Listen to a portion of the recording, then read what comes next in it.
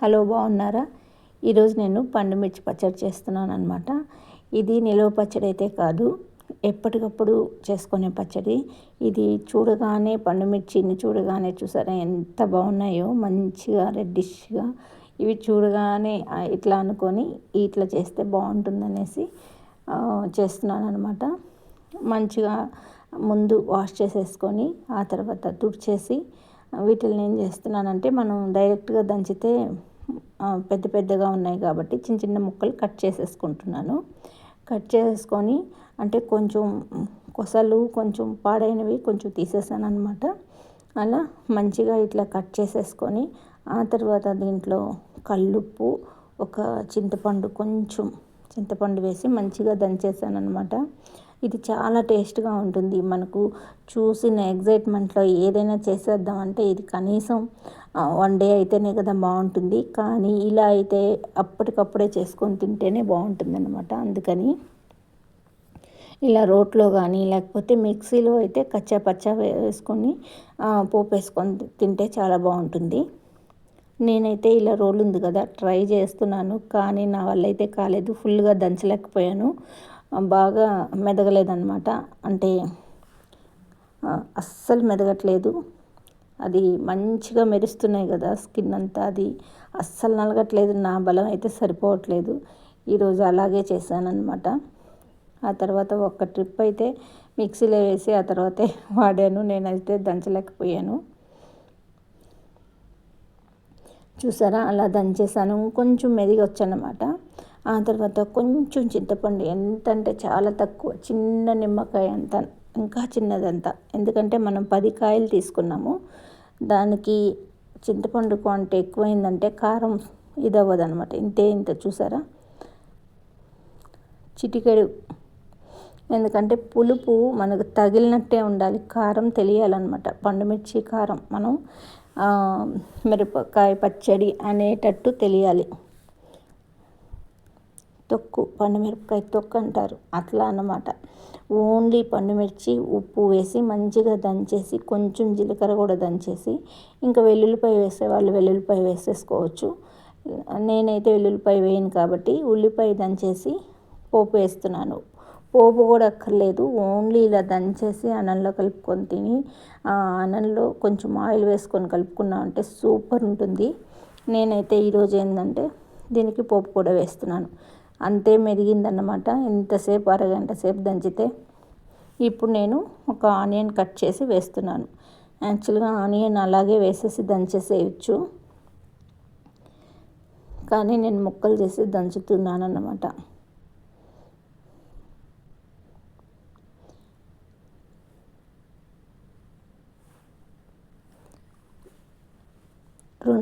రెండు ఉల్లిపాయలు మంచిగా వేసేసి బాగా దంచుకుంటున్నాను. ఒక ఉల్లిపాయ మెదిగిన తర్వాత మళ్ళీ ఇంకొక ఉల్లిపాయ వేసాను.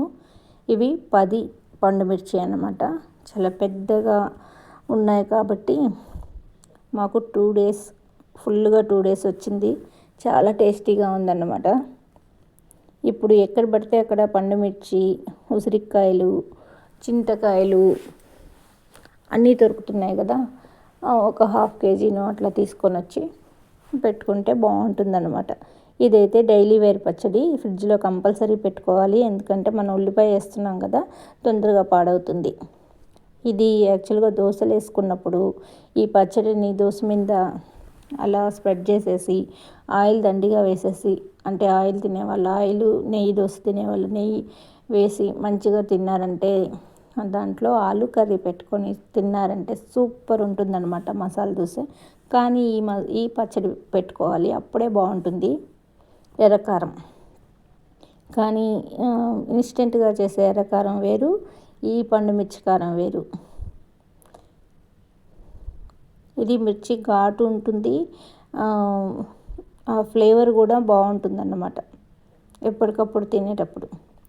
పైగా ఇలా మనం ఉప్పు, కొంచెం పసుపు, పండుమిర్చి, అంటే కేజీకి ఒక 100 గ్రామ్స్ చింతపండు వేసి దంచి అలా ఉంచుకున్నాం అనుకోండి ఫ్రిడ్జ్లో. దాన్ని ఫ్రిడ్జ్లో అయినా పెట్టుకోవచ్చు, బయటైనా నిల్వ ఉంటుంది. అలా చేస్తే అది మనం ప్రతి పచ్చళ్ళలోకి వాడుకోవచ్చు. అంటే చింతకాయ పండుమిర్చి వేసుకోవచ్చు, గోంగూర పండుమిర్చి వేసుకోవచ్చు, టమాటా పండుమిర్చి వేసుకోవచ్చు. ఇట్లా అన్నిట్లోకి దోసకాయ తెచ్చుకుంటాం కదా, దోసకాయ పచ్చడి చేస్తాం కదా మనం ఆవపిండి వేసి, అప్పుడు కూడా ఈ పచ్చడి వేసేసి ఈ తొక్కు కొంచెం వేసేసి మనం ఇన్స్టెంట్గా దోసకాయ ముక్కలు చేయడం, ఈ పండుమిర్చి తొక్కు వేసేసి పోపు వేసేసుకుంటే బాగుంటుంది. ఇలా దోసకాయ ముక్కలు కూడా దంచేసుకొని పండుమిర్చి తొక్కు వేసి దంచేసి పోపు వేసేయాలన్నమాట. అంతే, సూపర్గా ఉంటుంది, అన్నిట్లోకి పనికొస్తుంది. మనం ఎర్రకారం అనేది వాడకుండా ఇది మంచిగా ఉంటుంది, అన్నిట్లోకి యూజ్ చేయొచ్చు. ఇది ఒక్కటి మనం స్టాక్ పెట్టుకున్నామంటే, ఎందుకంటే మనం చేతులతో మనమే మిరపకాయలు కొనుక్కొచ్చి వాటిని కడిగి తుడిచి అలా పెట్టుకుంటున్నాం, స్టాక్ పెడుతున్నాం కాబట్టి ఉప్పు కొంచెమే చింతపండు వేయాలి, ఎందుకంటే అన్నిట్లోకి మనం కారంగా ఉండేటట్లు ఉండాలి కాబట్టి. అలా పెట్టేసుకున్నామంటే అన్ని పచ్చళ్ళలోకి ఇది బేస్ అన్నమాట. ఇప్పుడు చూసారా, మనం పండుమిర్చి అయిపోయిన తర్వాత ఒక 2 ఉల్లిపాయలు వేసి దంచేసాము. చాలా టేస్టీగా ఉంటుంది.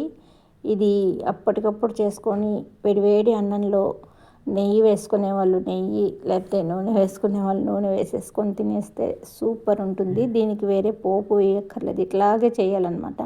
నేను ఇంత కారం వీళ్ళు తింటారో లేదో మా ఇంట్లో అనేసి ఇంకా పోపు వేస్తున్నాను. మనం ఈ పోపు నూనె అనేది వేసామంటే కొంచెం కారం తగ్గుతుందన్నమాట, అది మెయిన్. ఇప్పుడేమో నూనె వేసాను, ఆవాలు, జీలకర్ర, మినప్పప్పు, శనగపప్పు, ఇంగువ వేసేసి ఈ పచ్చడి అంతా తీసేస్తున్నాను అనమాట. చిన్న కప్పుడు అయింది. 10 పండుమిర్చి, 2 ఉల్లిపాయలు, ఒక పెద్ద స్పూన్ అంత కల్లుప్పు, చిన్న స్పూన్ అంత చింతపండు, అంతే అన్నమాట మనం ఈ పచ్చడిలోకి వాడింది. దంచుకుంటే మనకు ఆ మాదిరి తొక్కలుగా రాదన్నమాట. చాలామందికి ఇలా ఉంటేనే ఇష్టము, కానీ మా ఇంట్లో మటుకు ఆ తొక్కలు కనిపించకుండా ఉంటేనే ఇష్టము. అందుకని నేను ఎక్కువ మిక్సీనే వేస్తూ ఉంటాను అన్నమాట.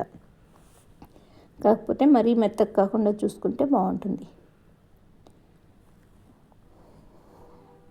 అంటే అది ఇంకా ఉడకక్కర్లేదు, ఆపేసాను బాండి.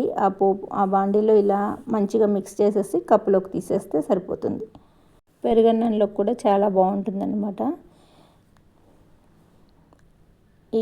ఎంతో ఈజీగా పండుమిర్చి తొక్కు ఈ పచ్చడి ఇలా చేసుకుంటే బాగుంటుంది. ఒకసారి ట్రై చేసి చూడండి.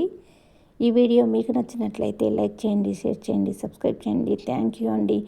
ఇంకా మరెన్నో వీడియోల కోసం మా ఛానల్ని సబ్స్క్రైబ్ చేసుకోండి. చాలా వీడియోస్ చేశాను, అవన్నీ చూడండి. మీకు నచ్చితే లైక్ చేయండి. ఇప్పుడైతే నేను వేడివేడి అన్నంలోకి ఈ పచ్చడి వేసేసుకొని మంచిగా ఎంజాయ్ చేసేస్తాను.